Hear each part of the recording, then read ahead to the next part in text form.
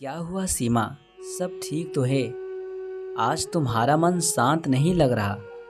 सीमा रोहन के गले लग बहुत देर रोती रही, फिर खुद को संभालते हुए बोली, रिश्तों में पैसों को नहीं लाना चाहिए, लेकिन पैसा ही रिश्तों की बुनियाद तय करता है। यह पैसा इंसान की औकात बता देता है। पैसा ही सब कुछ नहीं होता, लेकिन पैसे के बिना भी कुछ नहीं होता। सिर्फ प्यार के सहारे जिंदगी नहीं चलती। पेट की भूख क्या से क्या बना देती है इंसान को। रक्षाबंधन में भैया दूज पर मेरे मायके में विवाह उत्सव जैसे भीड़ होती थी। 3 बुआ जी, उनके बच्चे 2, ताऊ जी की बेटियां, उनके बच्चे, चाची के साथ 2 बच्चे और 6 हम मम्मी पापा, 4 भाई बहन, कुल मिलाकर 22 सदस्य हो जाते थे। यह सब एक ही घर में 3 दिन तक बड़े प्यार से रहते थे। खूब चहल पहल होती थी। घर में 3 बड़े कमरे, एक बड़ा सा आंगन और एक 2 मंजिला बना हुआ था। 22 सदस्यों का खाना मैं अकेले बनाती थी। ऐसा नहीं है कि कोई सहायता के लिए पूछता नहीं था। मैं ही मना कर देती, क्योंकि रसोई में 2 से ज़्यादा महिलाएं बातें ज़्यादा करती है और काम कम। वैसे भी एक व्यक्ति के हाथ से काम अधिक निपुणता से हो जाता। मैं खुद ही मना कर देती, आप सब बहुत दिनों बाद मिले हो, बातें कर लीजिए। रसोई में मैं हूँ ना। सारी औरतें एक कमरे में, बच्चे एक कमरे में और सारे बड़े आदमी अलग अपने कमरे में। कहीं भी स्थान घर पर देखकर स्थान ग्रहण करते। इतनी चहल पहल देखकर मेरी बैटरी दुगनी चार्ज हो जाती।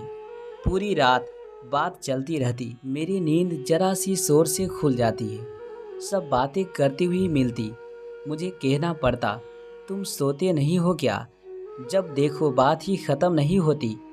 बुआ हंसकर कहती, रोज रोज कहाँ सब इकट्ठे होते हैं। पूरे साल की बातें इन 2 रातों में ही करते हैं। जब तीनों बुआ वापस जाती तो अनजाने ही मेरी आंखों में आंसू बरसने लगते। मुझे अपनी तीनों बुआ से बहुत लगाव था। बुआ की आवाज़ सुनते ही दौड़ी चली जाती गेट पर उनको लिवाने। जैसे जैसे हम बड़े होते गए, आधुनिकता की होड़ में संयुक्त परिवार बिखरते चले गए। रिश्तों में अब प्यार की जगह को पैसों ने बेदखल कर दिया था। अब सभी के बच्चों की शादी हो चुकी थी। सब अपने घर में व्यस्त हो गए। अब मैं खुद बुआ बन गई थी। 2 ढाई घंटे के लिए ही जाना होता था मायके भाई दूज पर। 2 बुआ ने आना बंद कर दिया था। बस बड़ी बुआ अब भी आती है।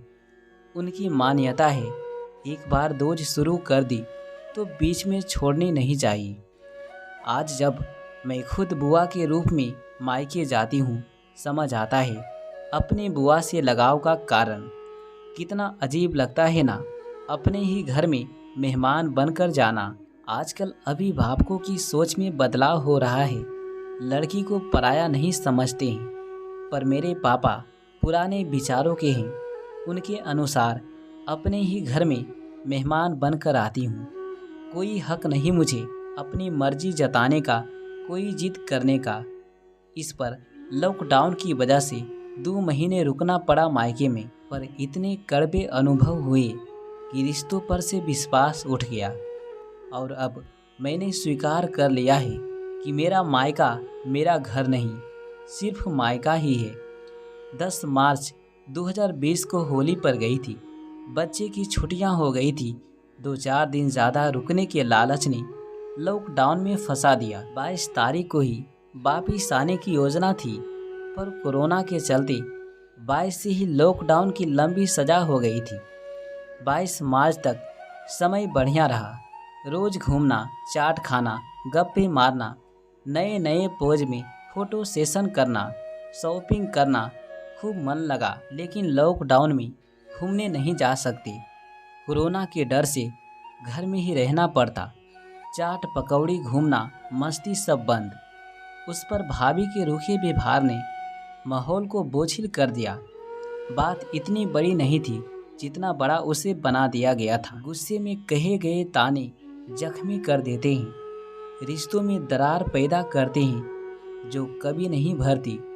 पता नहीं क्यों लोग सीधे बात का सीधा जवाब ना देकर व्यंग्यवाणों की वर्षा कर देते हैं। बात को कहां से कहां ले जाती है। कुछ ऐसा ही हुआ उस दिन। मेरे आगे के बालों की कटिंग छोटी है। खाना बनाते हुए आंखों पर आ रहे थे। मैंने अपनी 12 वर्षीय भतीजी से हेयर बैंड लाने के लिए कहा, जो पिछले दिन भाभी ने लगा रखा था। शायद उसे मिला नहीं ढूंढने पर उसने आकर मना कर दिया।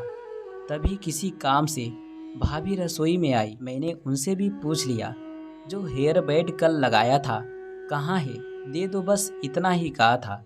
मैंने सीधा सा सवाल था, सीधा सा उत्तर देना था।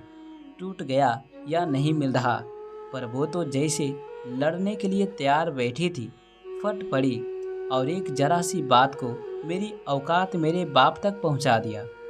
एक बार जो बोलना शुरू किया, 15 मिनट तक बुरा भला कहती रही मुझे। मैं बड़े बाप की बेटी हूँ, तुम्हारी तरह नहीं, यही औकात है तेरी। सब कुछ लिख नहीं सकती, पुराने जख्म हरे हो जाएंगे। कुछ बातों को भुला देना ही ठीक है। पर मेरा रिश्तों पर से विश्वास उठ गया। जिस भाभी के हक के लिए मैंने हमेशा आवाज़ उठाई, हमेशा सहायता के लिए खड़ी रही, उनके बच्चों को भी अपने से ज़्यादा प्यार किया। उन्होंने हेयर बैंड के ऊपर मुझे मेरी औकात दिखा दी। मन बहुत दुखी हुआ, पर रिश्तों में बहुत बड़ी खाई बन गई, जिसे भर पाना बहुत मुश्किल है। मम्मी पापा भी चुप रहे, उन्होंने भी कुछ नहीं कहा। मुझे मेरा मायका पराया लगने लगा, पर मायका तो मायका ही होता है, बहुत याद आता है।